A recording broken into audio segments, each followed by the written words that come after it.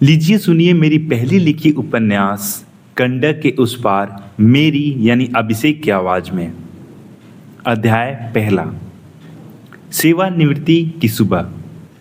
घड़ी की बड़ी सुई 9 पर पहुंच चुकी थी और छोटी सुई उससे कुछ आगे बढ़ गई थी जब शर्मा जी की आंख खुली। आदतन उनका पहला हाथ सिरहाने रखे चश्मे की ओर बढ़ा। चश्मा लगाकर जैसे ही उन्होंने दीवार पर टंगी घड़ी की ओर देखा, उनके चेहरे पर घबराहट उतर आई।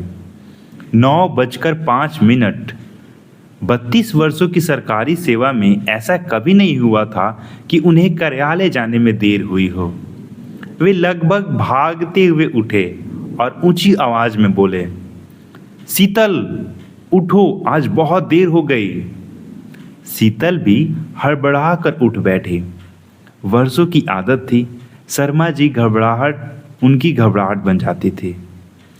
रसोई में गैस जली, दूध उबलने लगा, चाय की महक पूरे घर में फैल गई।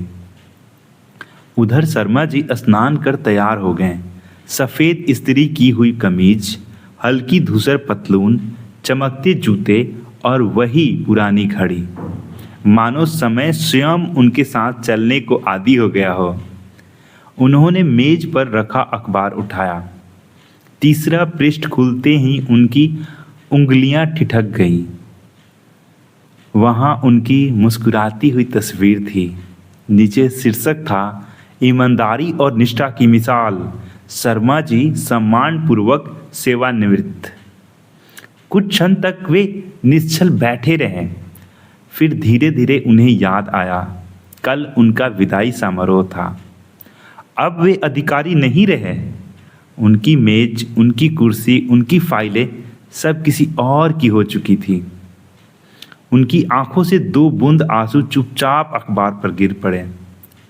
शीतल ने उनके कांपते हाथ अपने हाथ में ले लिए। जीवन रुकता नहीं है, उन्होंने धीमे स्वर में कहा, बस रास्ते बदल जाते हैं। शर्मा जी मुस्कुरा तो दिए, पर भीतर एक अजीब खालीपन उतर चुका था। उन्हें पहली बार लगा कि मनुष्य नौकरी से नहीं, आदतों से बंधा होता है।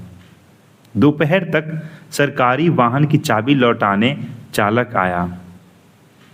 उसने झुककर कहा, साहब, आपके जैसे अफसर बहुत कम मिलते हैं। गाड़ी चली गई। धूल का हल्का सा गुबार उठा और फिर बैठ गया। शर्मा जी देर तक उसी धूल को देखते रहे। उन्हें लगा मानो उनकी पूरी नौकरी उसी धूल के साथ धीरे धीरे आंखों से ओझल हो गई। अभी इसी चैनल पे आपको अध्याय दूसरा भी मिलेगा, इसी प्लेलिस्ट में। तब तक के लिए धन्यवाद।